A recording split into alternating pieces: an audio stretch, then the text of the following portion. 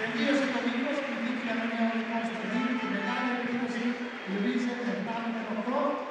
Η Ζιμπάκεβα έχει άλλο δύο προσπάθειες στο άτομα επιπλωτό. Το 7-8 της Ρίζ ήταν με άμυνα 0-7. The attempt of Riz 7-0-8 was established in the ring 7-0-7. So there's a positive. Ετοιμάζονται οι αθλήτριες για την επόμενη κούρσα που είναι ο δρόμος των 100 μέτρων με εμπόδια γυναικών. Women's 100 meters hurdles.